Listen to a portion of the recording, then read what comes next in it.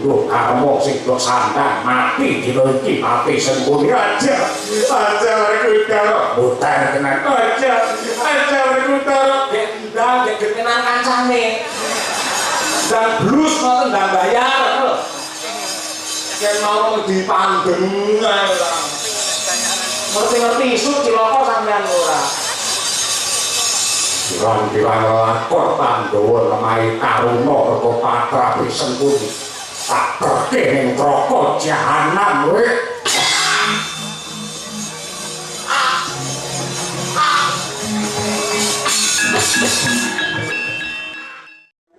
Kakang Fatih ayo sengkuni Kapan wiji dumateng ingkang rayi ing plasa Jenar kula ngadhong dalu kaliyan kula madhong dawuh Kakang Fatih kadang-kadang wadi-adiku ratu sakembalan kowe Gajaksa lan uga Sara Basanta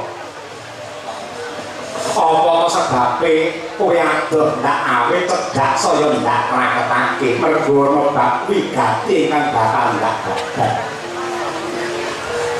wis akeh asil bumi ana bumi Ngastina sing ditewu kaya banyu diwenehake marang negaramu ya kuwi plasa Jenar sing tegese wong Ngastina banget anggene tresna lawan plasa Jenar nah gandeng palungguhan iki Bratayuda wis dadi purpun kakang wis pinilih ketiban sampur napa kakurmatan mongko dadi Senopati Agung kula kang mangkon palungguhan iki genti tak jaluk labuh-labehmu Darma bekti marang para warga Ngastina mligine marang panjenengane anak Prabu Duryudana sing dadi Senopati Agung Patih Sengkuni wedine Senopati Pengapit Gajaksa lawan Sara Basanta yen dene lanjut mekaten betul sing dikomistaken dalu bridal menapa Kakang Patih nadyan kok rambatan tindak sambung bercolok liwat dalan sisih etan muga-muga nemu bejo lan kamulyan Wadyabala sak anane saka plasa Jenar budal dina iki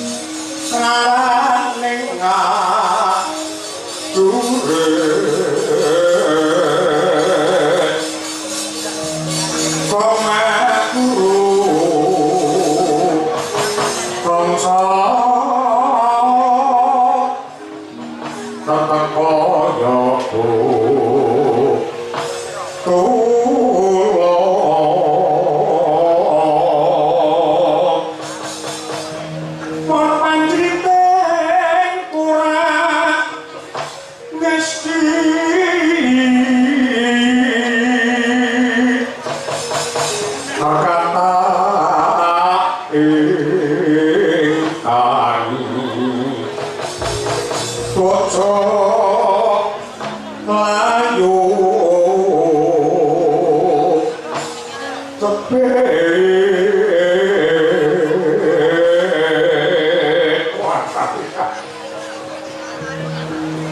diwari aku ngambak tegalku seto ana satu yo bungkek kakek kumping tangting brengos sak kepel sisih aja nganti kowe mati tanpa arep ngaku sapa kowe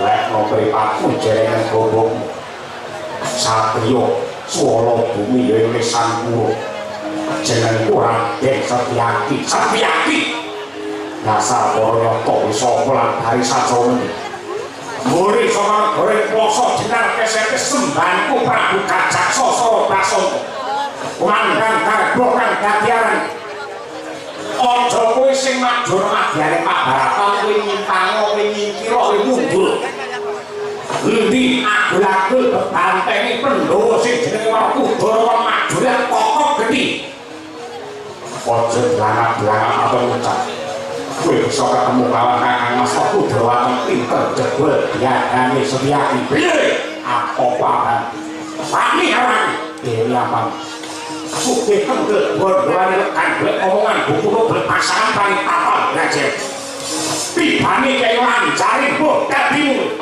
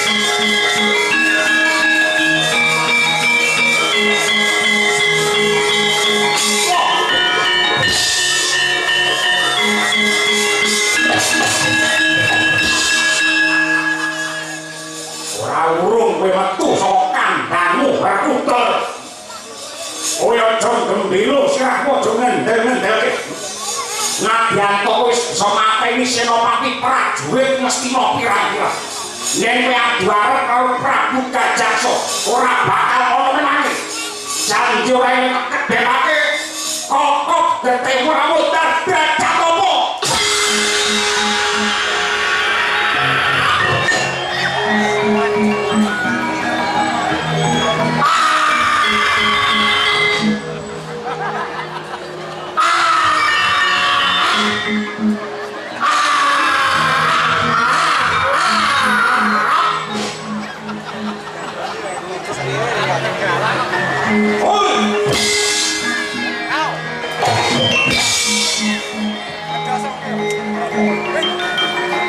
ini wis atus keringan di bayarannya biro.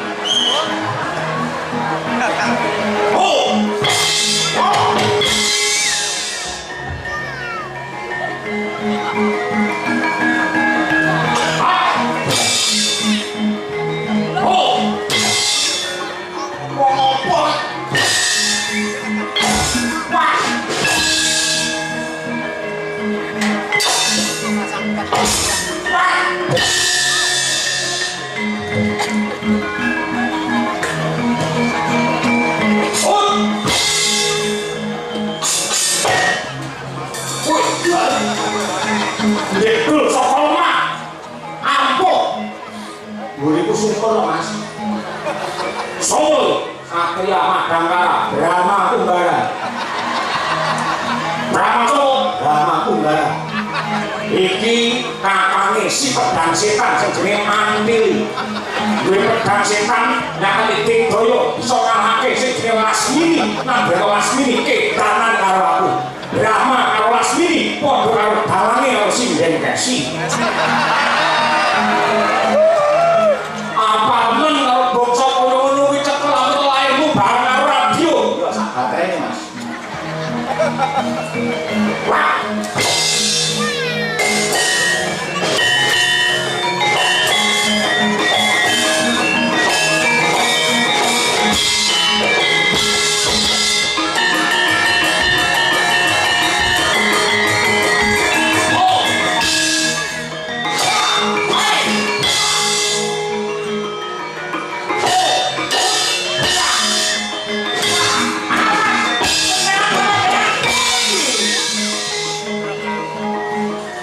Bani, Jetli, Majek, Wisya, Oh,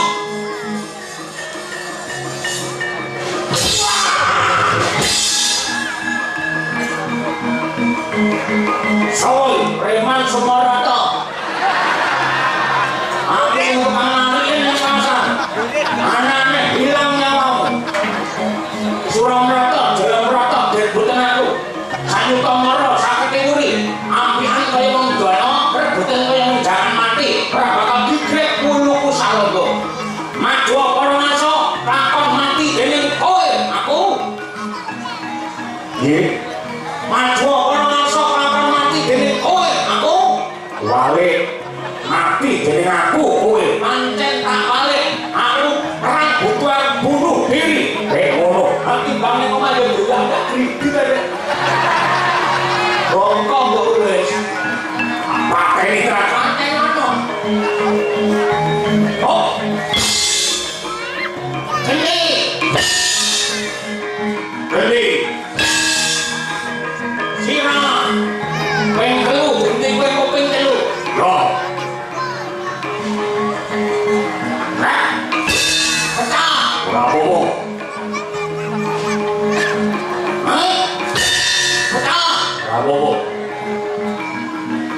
Sagas sikar Cina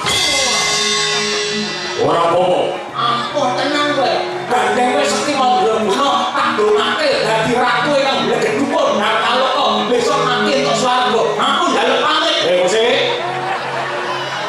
aku nganteng kowe lunga ngapa iku adate mungsuh kaantem tanganku tangan pecah sirahe letik polone sikar mlampah sing dadi pakoke cangkemmu aja ngono kuwi ta ngantem ngantem medeni mungsuh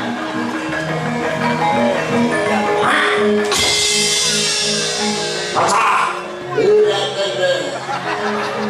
paham tenan minggu kas oh pecah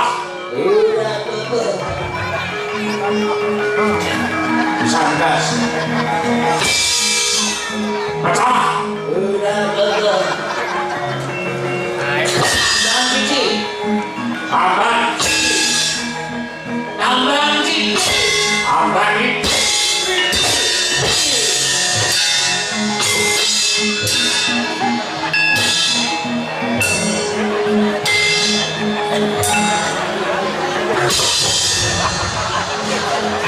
Nyaki itu ngomong beda nyaki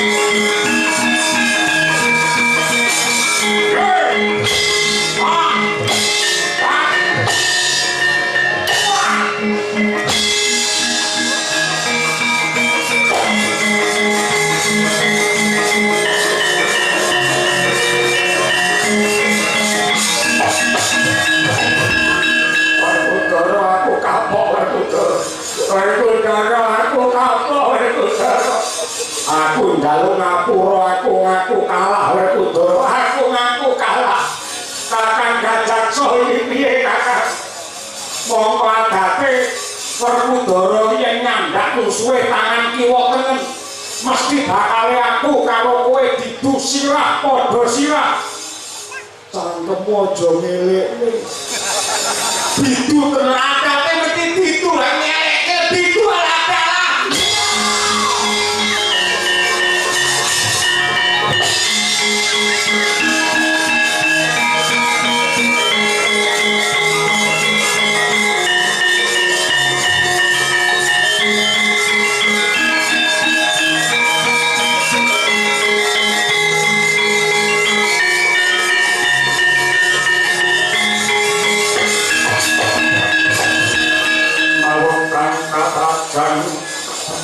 ing tahun wadya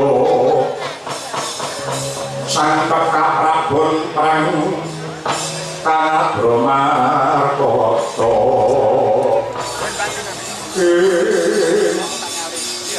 ngrembyak kakehan cacah ngreda kakehan jiwa wadya bala saka prasa jenar kakengkok ing Pansadaya bayani Dembenjani klebu adiku sakoron Gajaksa Sara Basanta ndak domo ndak gul-gulke parandene malah pecah sirahe kaya mengko mergo kakrajan kridane Werkudara Werkudara jantung pilu sirah sawangen Senopati Agung Ngastinapati Harya Sengkuni kowe menang karo Harya Sumerak sembah sak cindela banyu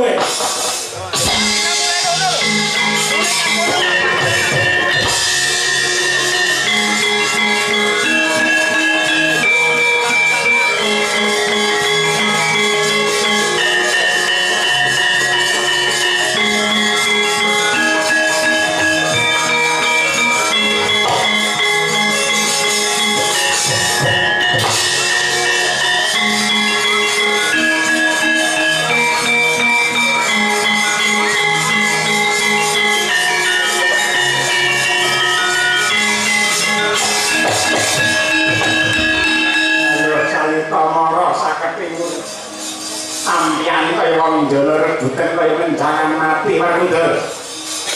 Gandeng wis sing mateni adikku Gajaksa Sara Basanta. Utang irang nyaur irang tanpaki nyaur pati. Pirang-pirang lakon para Pandhawa ngrasake sengsara merga cangkeme pati Sengkuni.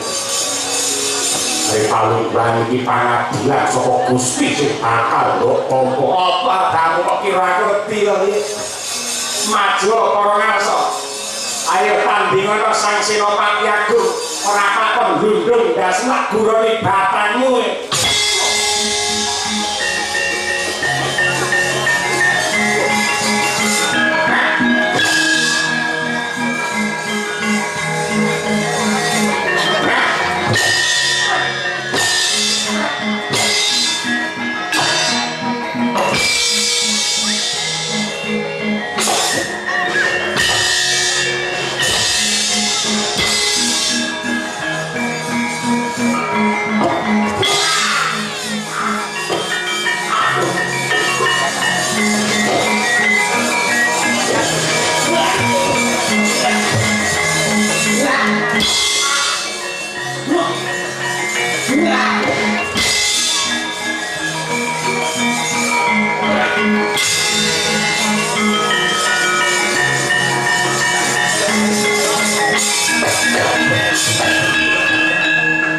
Manut petungmu Sengkuni mesti mati. Nyatane salahne ora mati. Aku isih urip mergo saben-saben aku mati mesti tak golekne korek tak sumetne. Terus ngerokok kedal-kedul. Salahne Werkudara kowe kecilik Sengkuni isih urip.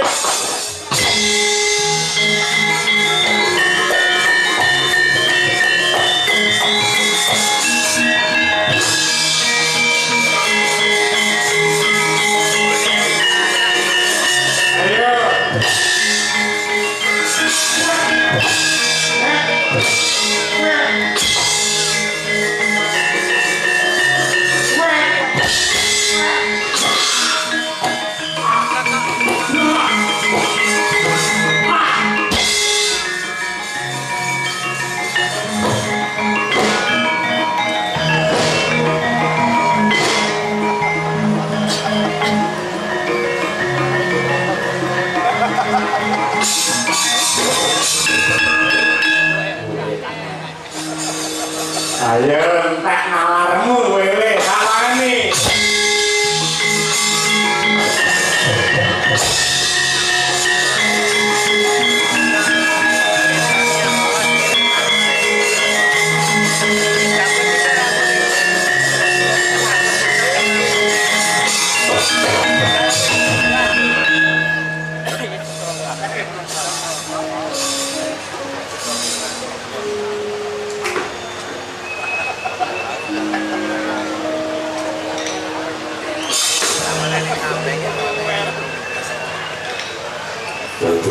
Nun Pati Sengkuni pripun Widoyo ngitak-ngitapi kok saged saben-saben tak tibani uku kanca napa mutar tali mrene.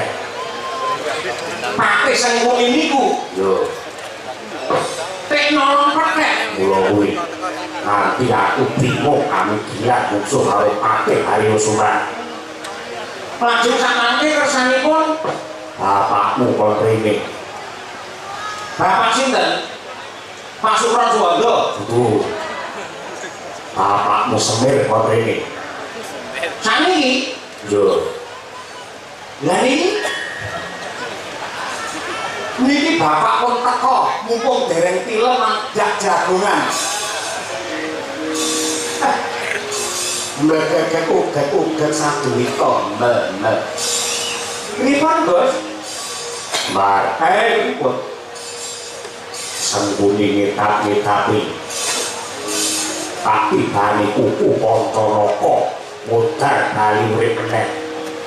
Tulungane wong lawas mesti ngerti pengapesane Sengkuni kudu dikapake. Enggak. Kula pirsanane rumiyin Penting langit kelap-kelap kapal dari bintang yang ngalir di tanah air radio katanya mulai maju. Kulo cara ngendi? Kamu sak nada lah. Sing jenenge pakiran padat iki ngono kuwi.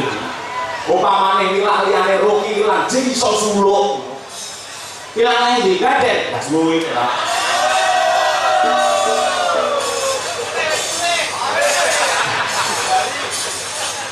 Lah bimo opo?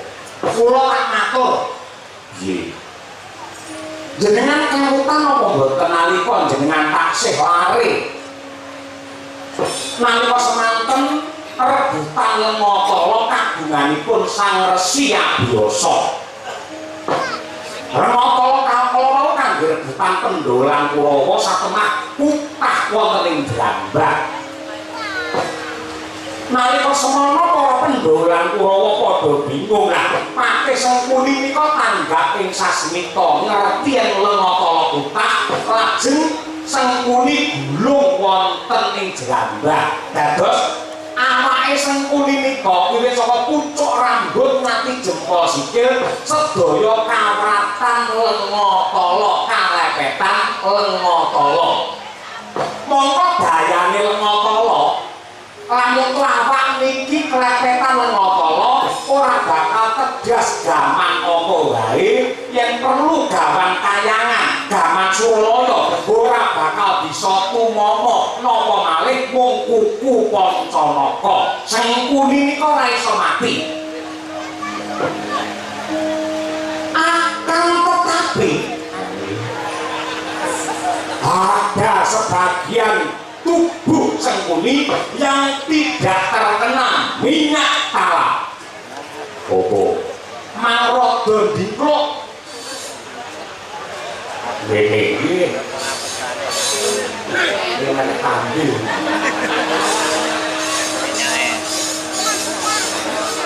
Ada sebagian yang tidak terkena minyak talak. Wonten sanes kejawi bubur yopo candoko yopo wadidan yopo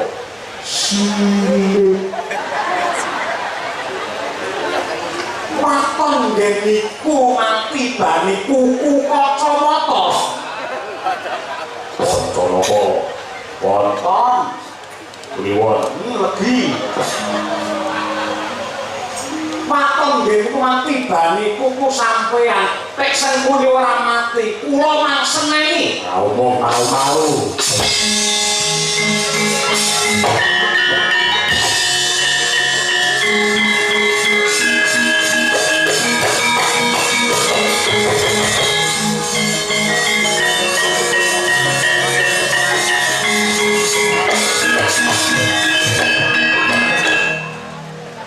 Nah, apa ya, Bang? Armene apa kok piye? Ngene iki jenenge nade. Ora dili makan gondi. Iki mau gara-gara ngerti apa sing dibisikke Bapak Semar. Kowe ya ngerti apa sing dibisikke Bapak Semar. Wong prampat sih ora ngerti go bagong tok. Diarani aku wong ketok malian ngene. Apa to? Sing dibisikke Bapak Semar ning gara-gara udara apa? Kuwi ngelmu dhuwur ngelmu luhur yen engko ora siap nampa kawuh iki iso kowe malah salah kedaden dadi buta kaya Sukesa kae. Iki mergo gawat ngelmu iki. Ora gawat-gawatan lah. Jenenge gawat apa lho kena diwiragati, kena disanati. Sing penting kupingku krungu, rombongan ra krungu dhewe malah bingung. Sing dibisikke Ndara ning Ndara iku Ndara saka Bapak Semar. Jerdasuki mawa biya. Tegese lakone Pandhaka kudu mawa pangorbanan. Oke, maknane wakon kowe gelem ngetokke dhuwit 200 tak busiki. Kowe karo dulur hitungan men, ora hitungan men barokah. Kabeh kudu ono duwite, ono pitukane, ono mahare. Oh iya. 200 iki anyar. Ikhlas dari batin Ya, abis iki kowe. Mangke eling-eling ora? Ora sah apa. Minggu meremok. Oke. Di rumah ya. Oke. Sing dibisike Semar. Karo utara mau. Ora ana liya kejaba. Cilik. Astaga naga. Mosok kuwi. Mbok picek ya kuwi. Yen ora percaya takono karo bapak. Ora mungkin 200.000 lho, Cuk. Nek atase kelangan dhuwit 200 padha karo nak basa mengi. Mosok goreng entuk cilik. Demi Allah, sing dibisike ya kuwi. Kebangetan jenenge kecul larang banget. 200.000 entuk kuwi. Paling ora sandingi apa piye lho. Abine ora wis kuwi kok gelem ya kuwi ora gelem ya kuwi. Oh, jahat banget iki ora.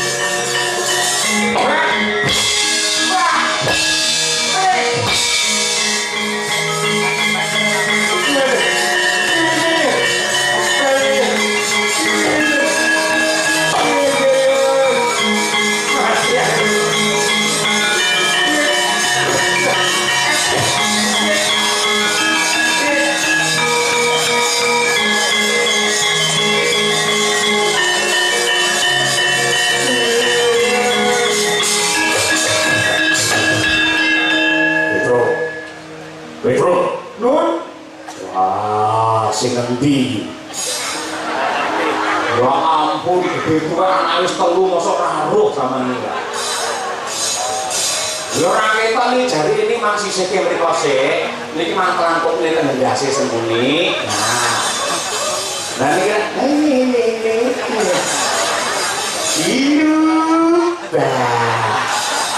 niki Antara bilang cinta-cinta kaki lebar. Gale sing nganti kaya ngono ilak temenanan Den. Piye iki?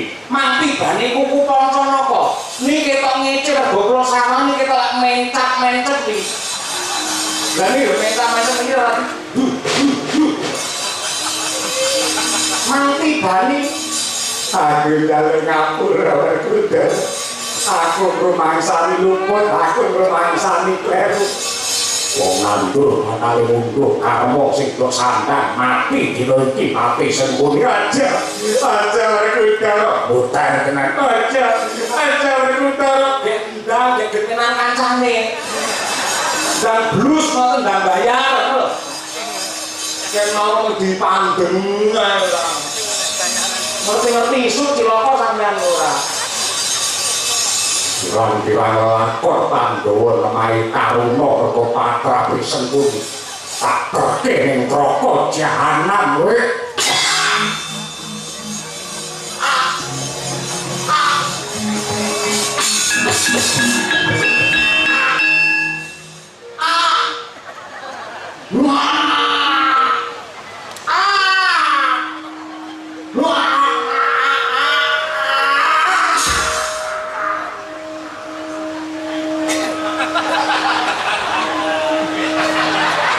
Sapa udah biarnya lah mengani udah dewe aida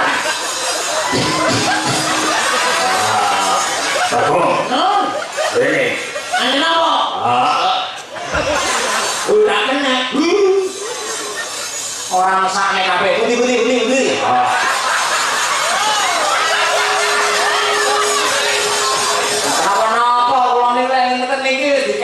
gelem ngerti. Kok ngomong kayak ngopo ki ngono kuwi anggap nyawangi nek sing katis kanku saya seneng kali kula. Manggunake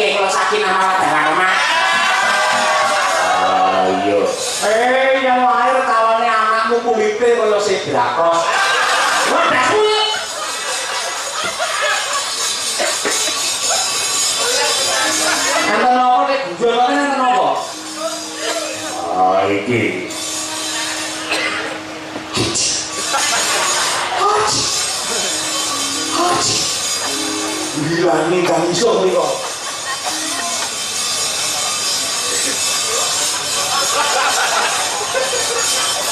Ini apa?